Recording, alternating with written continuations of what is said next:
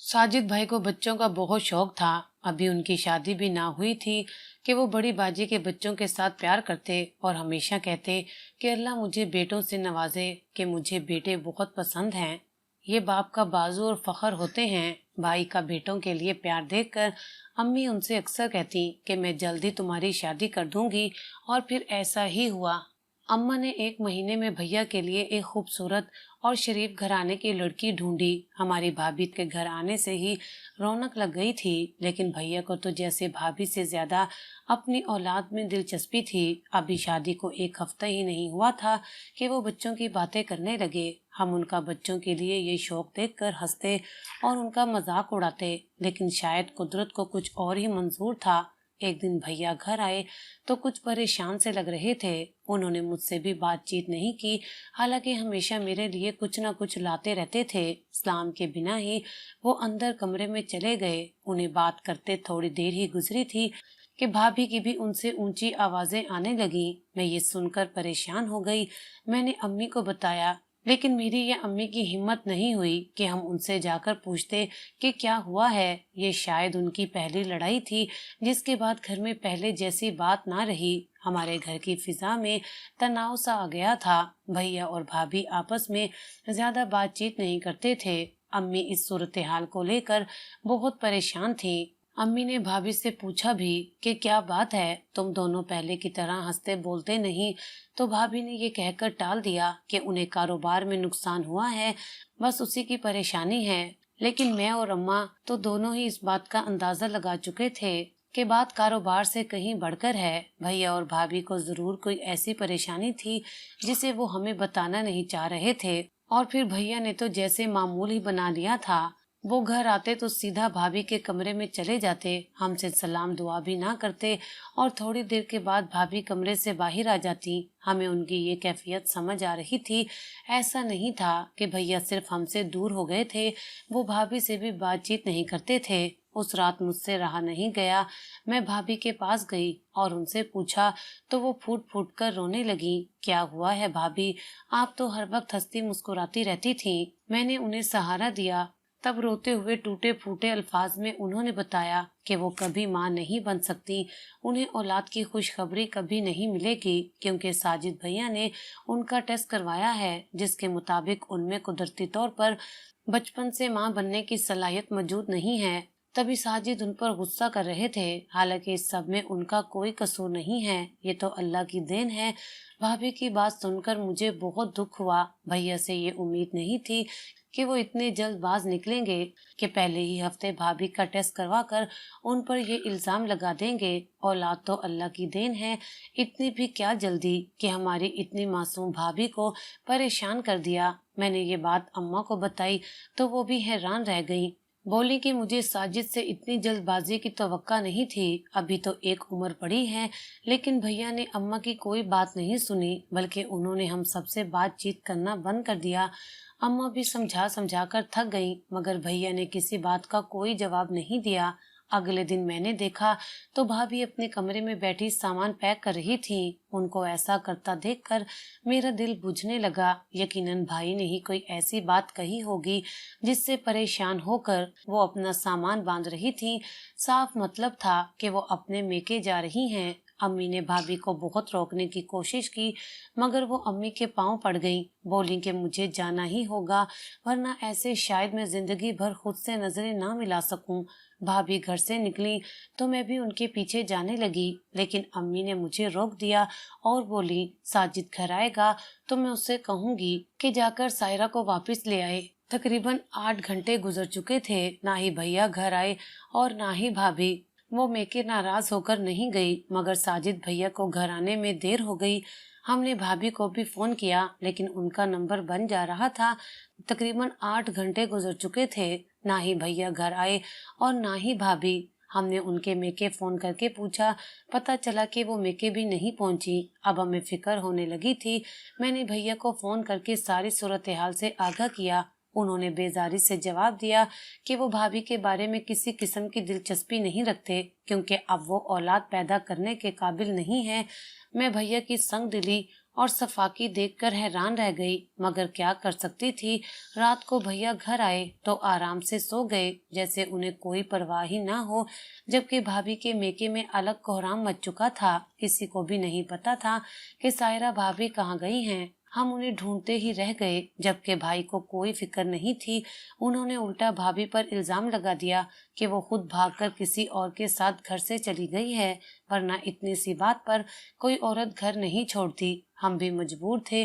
भाई ने मुकम्मल तौर पर ला इल्मी का इजहार किया, लेकिन जब अम्मा ने उनका पीछा ना छोड़ा तो भाई ने हमें सख्त तंबिया की कि अब वो घर नहीं आएंगे।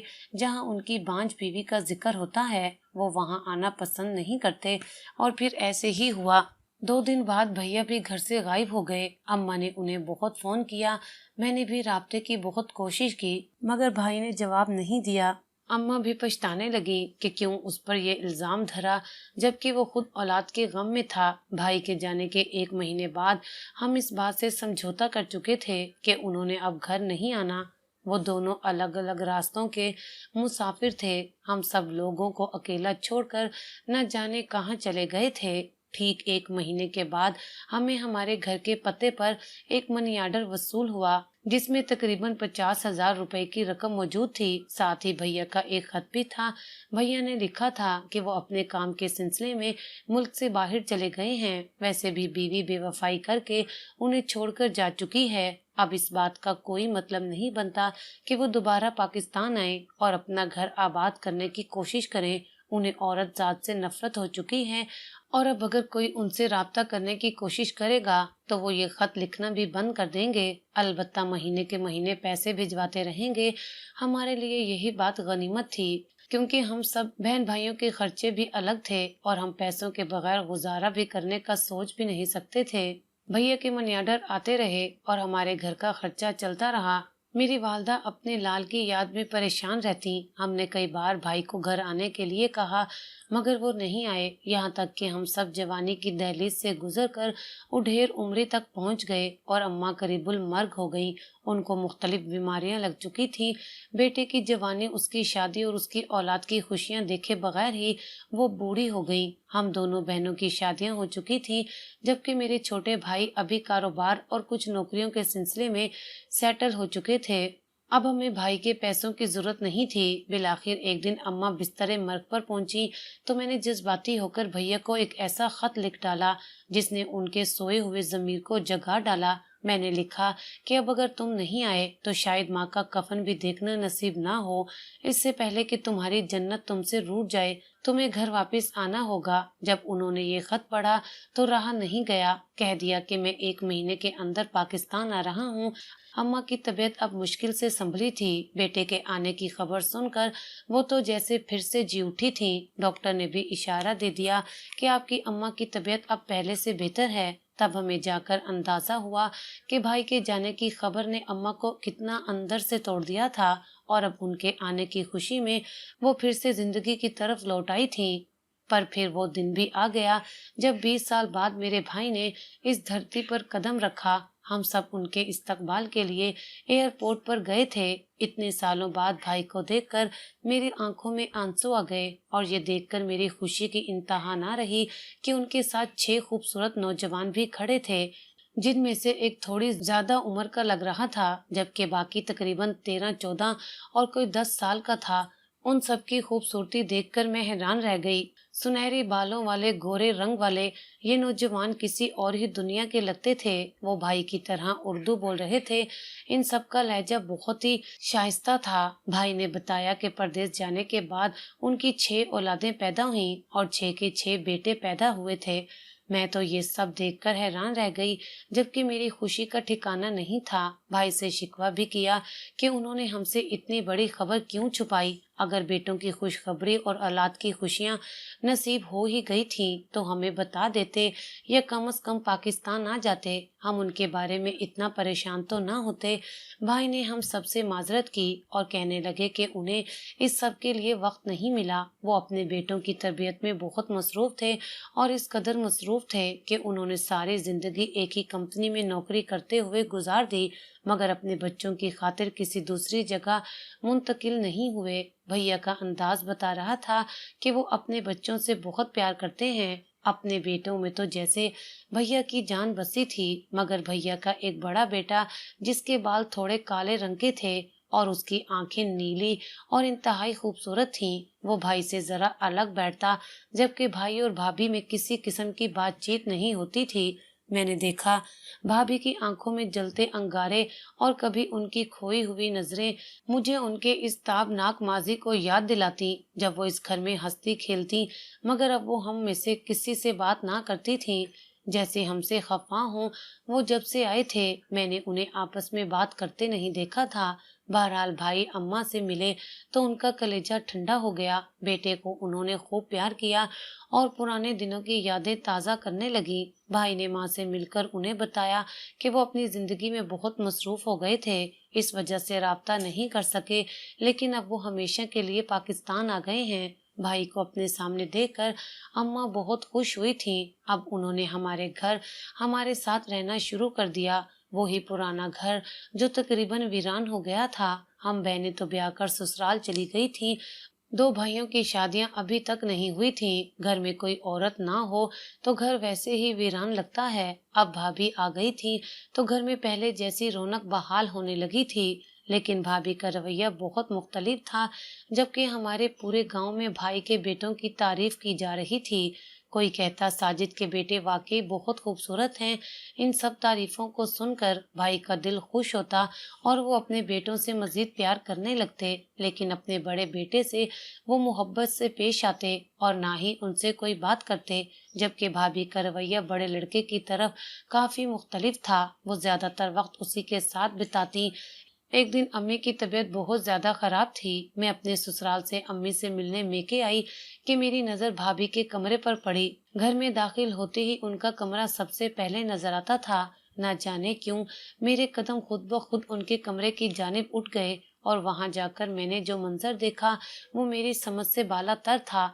मैं कुछ न समझते हुए दरवाजे से पलटने ही लगी थी कि भाभी की नजर मुझ पर पड़ी।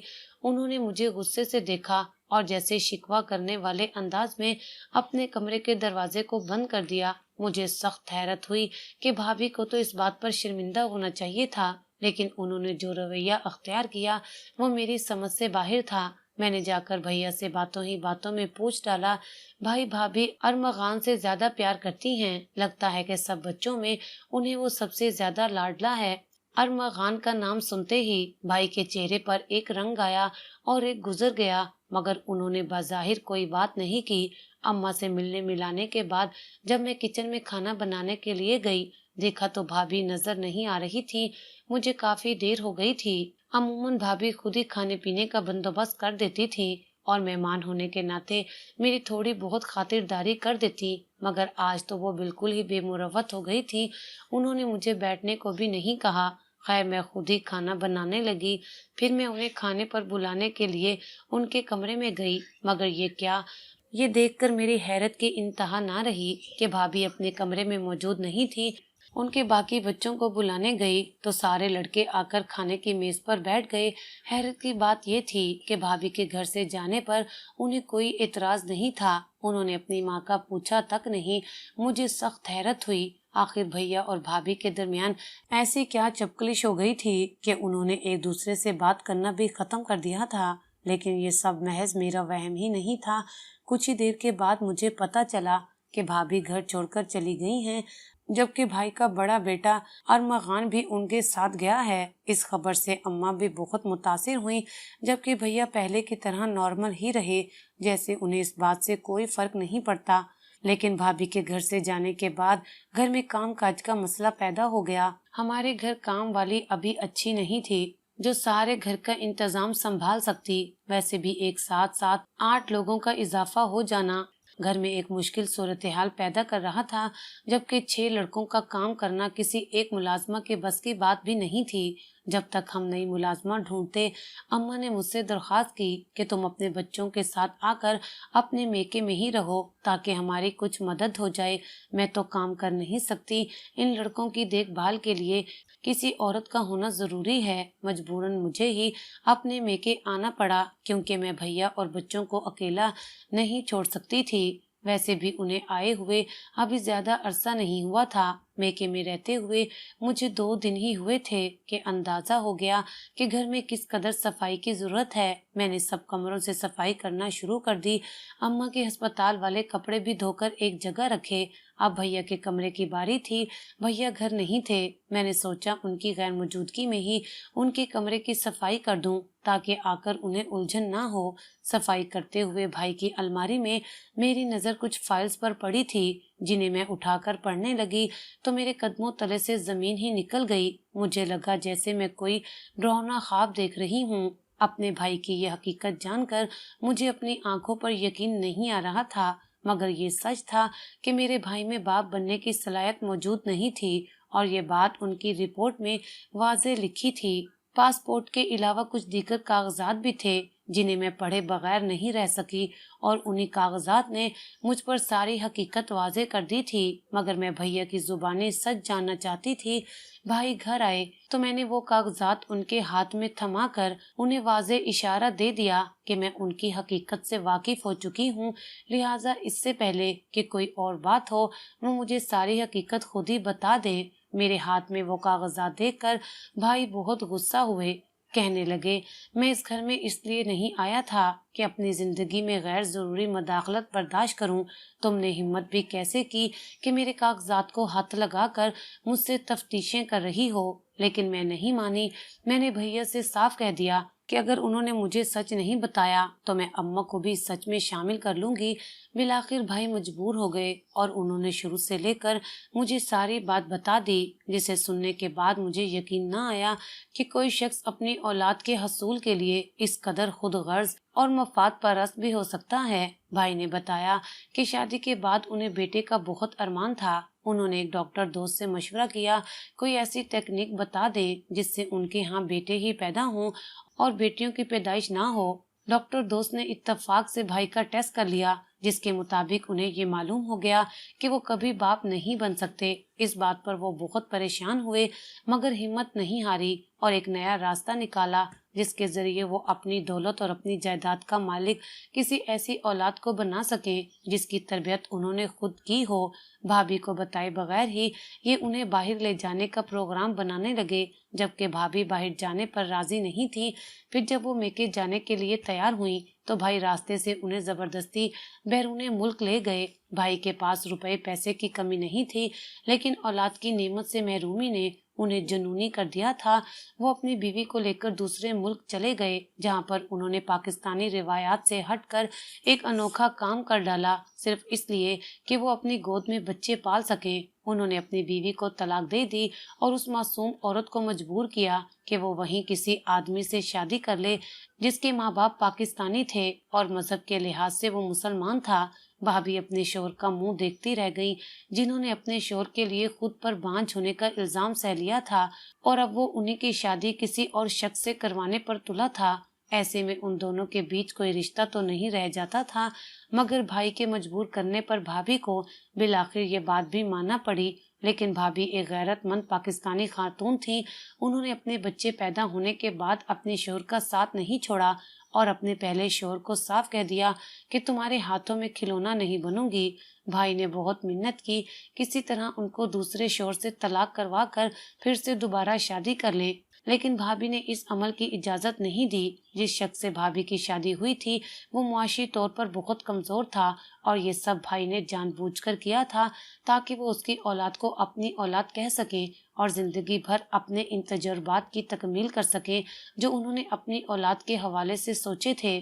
जबकि भाभी के शोहर मकबूल को सिर्फ और सिर्फ दौलत और पैसे से लगाव था। जब उसे ये पता चला कि उनकी बीवी का पहला शोहर सारी जिम्मेदारी और औलाद का खर्चा उठाने को तैयार है तो वो बआसानी अपने हकूक से दस्तबरदार हो गया। बल्कि वो तो शायद भाभी को तलाक भी दे देता, लेकिन भाभी ने अपनी जिंदगी खत्म करने की धमकी दे डाली। यूं भैया ने भी तलाक की जिद करना छोड़ दिया, लेकिन जो बच्चे उनके यहाँ पैदा हुए उन्हें अपना नाम दिया और सबके सामने यही जाहिर किया गया जैसे वो उनके ज्यादा सके हों। बच्चे तो उसी के साथ लगाव करते हैं जो उनके साथ अच्छा रवैया अख्तियार करे, और ये सब मेरे भाई बहुत पहले से ही सीख चुके थे। भाभी इन सब हालात में न जीती न मरती, वो किसी जिंदा लाश की मानिंद रह रही थी। اس سے چھوٹے لڑکے کے ساتھ زندگی گزارنا نہ ان کے لیے کسی عذاب سے کم نہیں تھا، لیکن میاں بیوی میں رفتہ رفتہ محبت پیدا ہونے لگتی ہے، اور یہی لمحہ جب بھابھی اور ارمغان کے رشتے میں آیا تو وہ ہم سب سے الگ ہو گئی۔